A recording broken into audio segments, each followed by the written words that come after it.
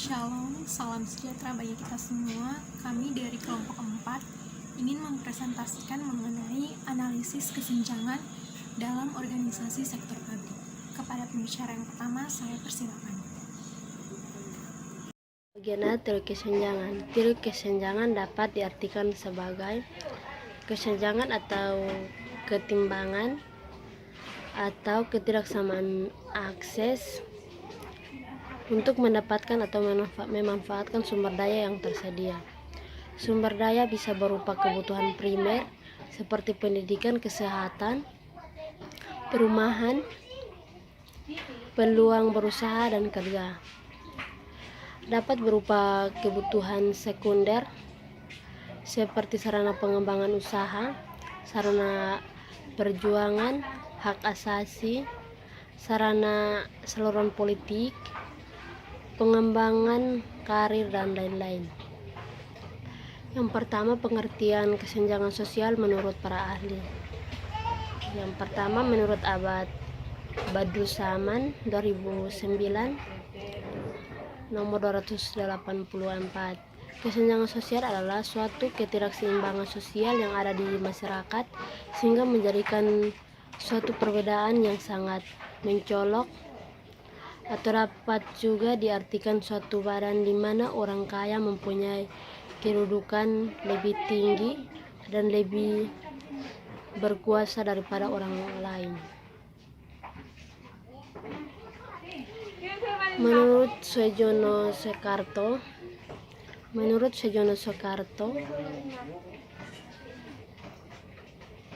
kesenjangan sosial merupakan satu ketidaksesuaian antara unsur-unsur kebudayaan atau masyarakat yang membahayakan kehidupan kelompok sosial. Yang ketiga, sebagai teoristik struktur fungsional, Emile Durkheim cenderung melihat ketimbangan sosial sebagai pembedaan fungsi dalam struktur sosial yang tak terhindarkan. Yang keempat, Max Weber teoritisi tindakan sosial akan menilai ketimbangan sosial sebagai hasil dari perbedaan kepentingan masing-masing individu yang diekspresikan dalam sistem perilaku dan tindakan. Yang kedua, faktor penyebab kesenjangan sosial. A. Perbedaan sumber daya alam. Sumber daya alam berhubungan dengan tingkat perekonomian suatu daerah. Apabila dapat memanfaatkan sumber daya akan dengan baik, laju perekonomian suatu daerah akan meningkat. Begitu saja sebaliknya, tingkat perekonomian suatu daerah rendah apabila masyarakat tidak dapat memanfaatkan sumber daya alam secara maksimal. Yang bagian B, kebijakan pemerintah. Terkadang kebijakan pemerintah dapat menyebabkan kesenjangan sosial, misalnya kebijakan tentang program transmigrasi. Ketika warga pendatang lebih cepat maju dibandingkan dengan warga asli, ketimbangan sosial dapat terjadi. Ketimbangan tersebut terjadi karena ada ketidaksetaraan antara dua kelompok yang seharusnya dapat berkembang bersama-sama. Bagian C, pengaruh globalisasi. Masyarakat yang mampu menyikapi globalisasi secara tepat akan mampu memanfaati globalisasi untuk mencapai kemajuan. Sementara itu, masyarakat yang tidak mampu memanfaatkan globalisasi secara tepat tidak akan mampu mengambil kesempatan yang ditawarkan globalisasi, bahkan mengalami ketertinggalan. Bagian D faktor demografis. Kondisi demografis menunjukkan tingkat pertumbuhan dan struktur kependudukan, tingkat pendidikan, tingkat kesehatan, perbedaan kondisi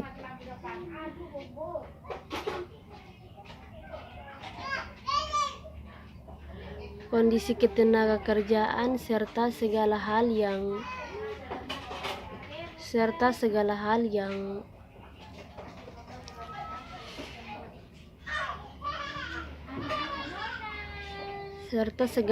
yang berkaitan dengan penduduk. Perbedaan kondisi demografis suatu daerah dapat menyebabkan terjadinya ketimpangan sosial karena perbedaan produktivitas kerja masyarakat pada setiap daerah. Bagian E, letak dan kondisi geografis. Letak dan kondisi geografis Indonesia mempengaruhi tingkat pengembangan suatu masyarakat. Masyarakat yang tinggal di dataran rendah umumnya lebih mudah membangun berbagai infrastruktur. Sementara masyarakat yang tinggal di dataran tinggi membutuhkan waktu dan proses panjang dalam pembangunan karena terkendala kondisi alam yang menanjak dan tidak merata menurunnya pendapatan per kapita. Yang pertama, ketidakmerataan pengembangan antara daerah. Yang kedua, rendahnya mobilitas sosial. Yang ketiga,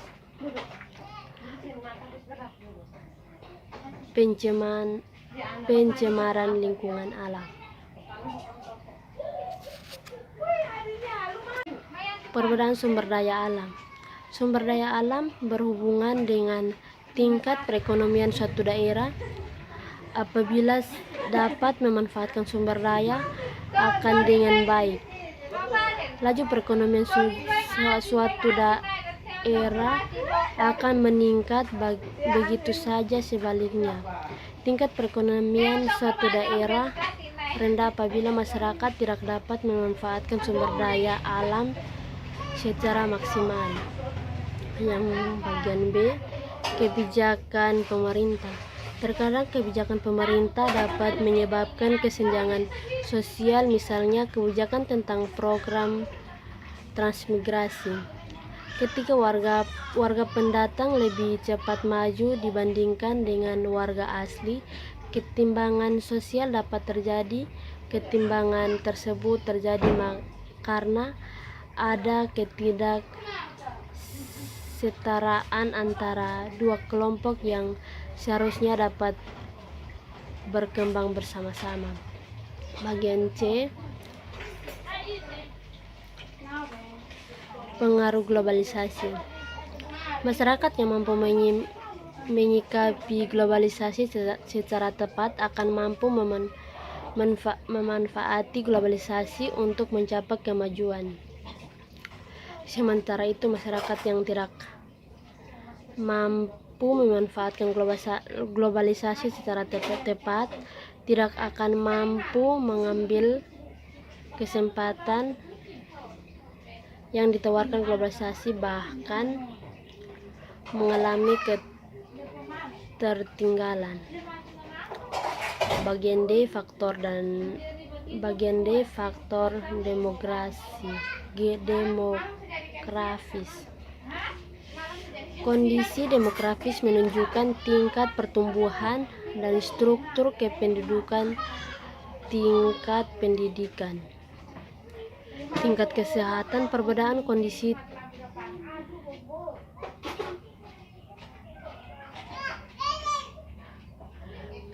ketenagakerjaan serta segala hal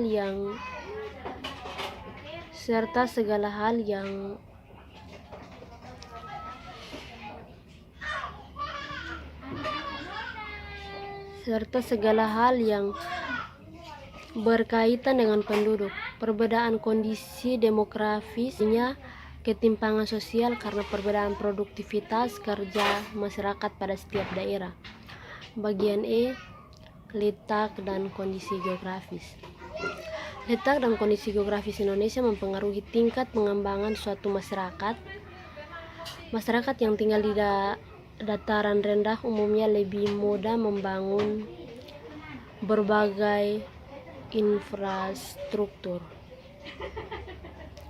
Sementara masyarakat yang tinggal di dataran tinggi membutuhkan waktu dan proses panjang dalam pembangunan karena terkendala kondisi alam yang menanjak dan tidak merata menurunnya pendapatan per kapita. Yang pertama, ketidakmerataan pengembangan antara daerah. Yang kedua, rendahnya mobilitas sosial.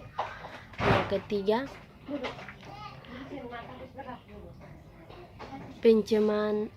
pencemaran lingkungan alam.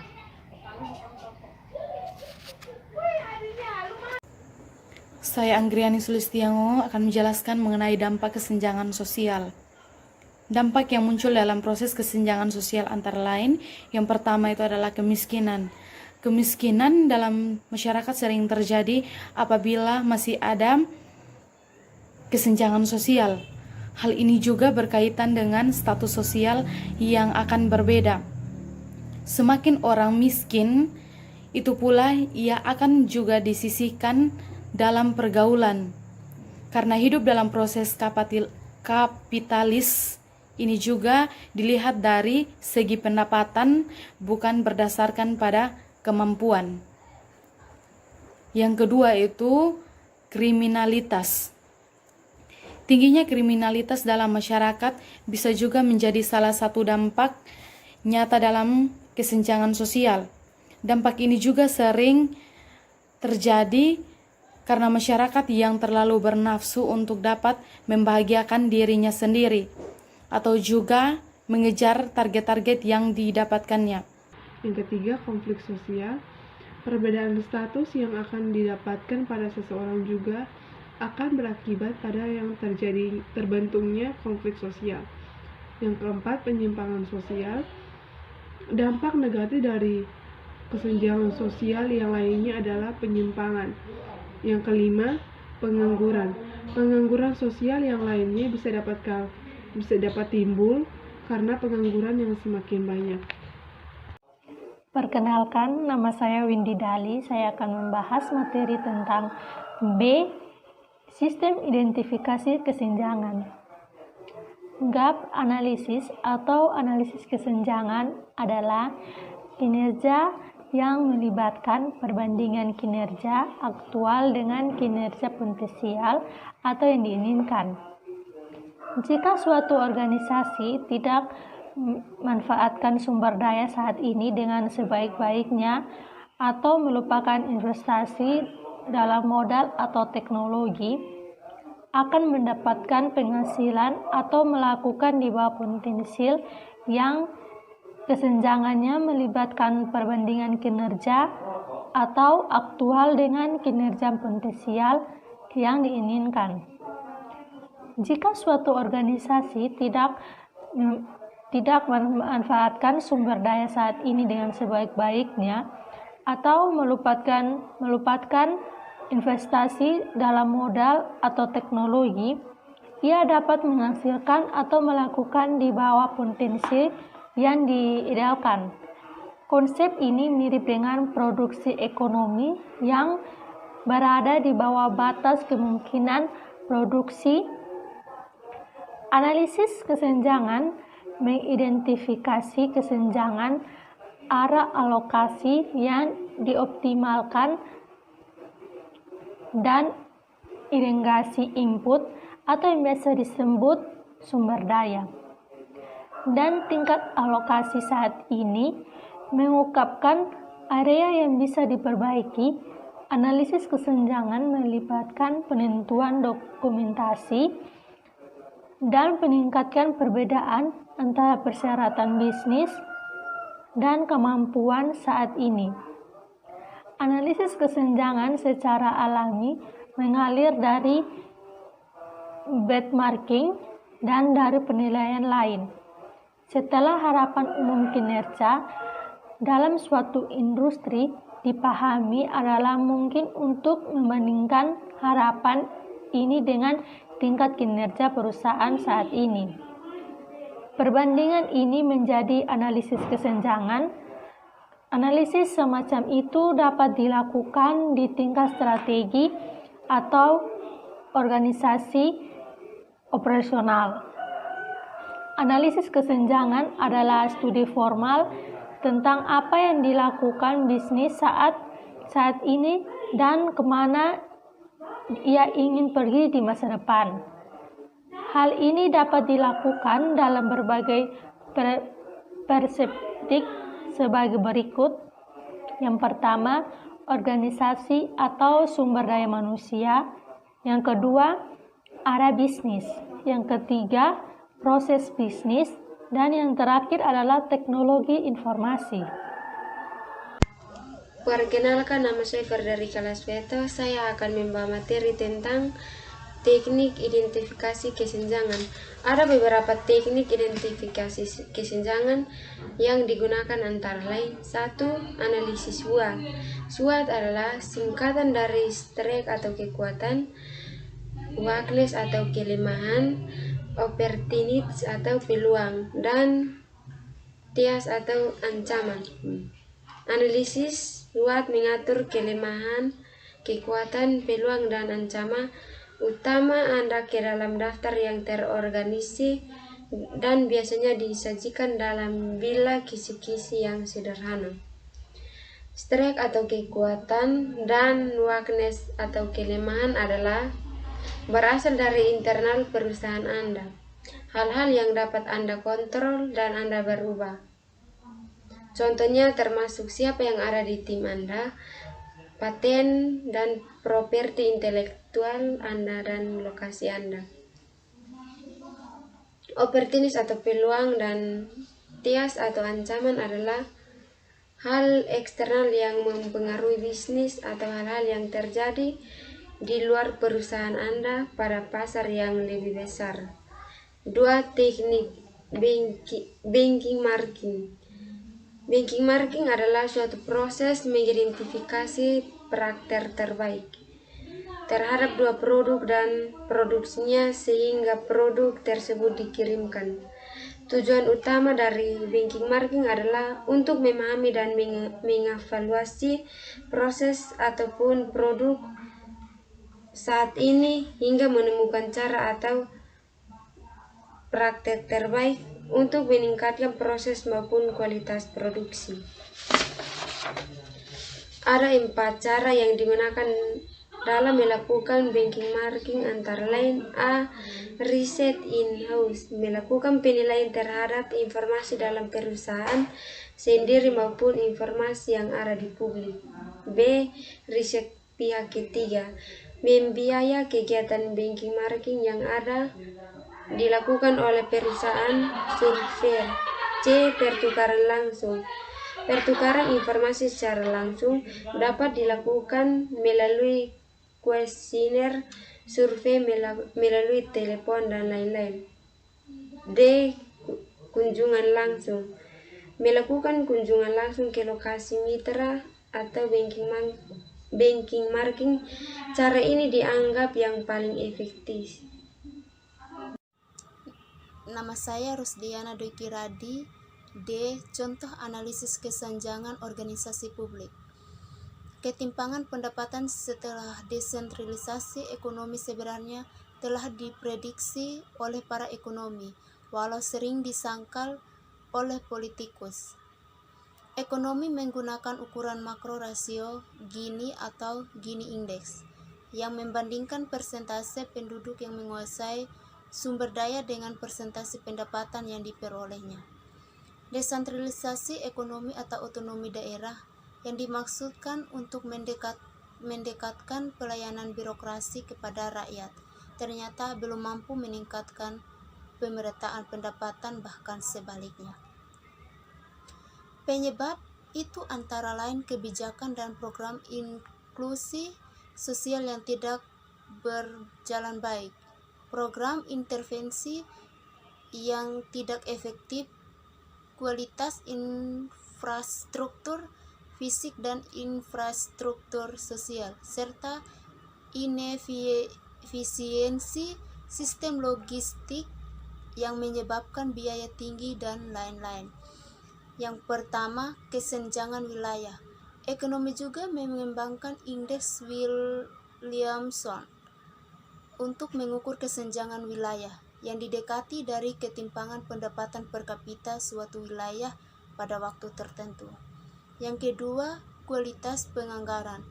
Analisis lebih dalam terhadap fenomena meningkatnya dana pertimbangan dan tingginya ketimpangan mulai menunjukkan titik terang, terutama setelah dibedakan menurut jenis dana perimbangan itu. Terima kasih. Bab 3, kesimpulan dan saran. Kesenjangan sosial diartikan sebagai kesenjangan atau ketimpangan ataupun ketidaksamaan akses untuk mendapatkan atau memanfaatkan sumber daya yang tersedia. Sumber daya ini bisa berupa kebutuhan primer seperti pendidikan, kesehatan, perumahan, peluang berusaha dan kerja, dapat berupa juga kebutuhan sekunder seperti sarana pengembangan usaha, sarana perjuangan hak asasi, sarana saluran politik, pemenuhan pengembangan karir, dan lain-lain.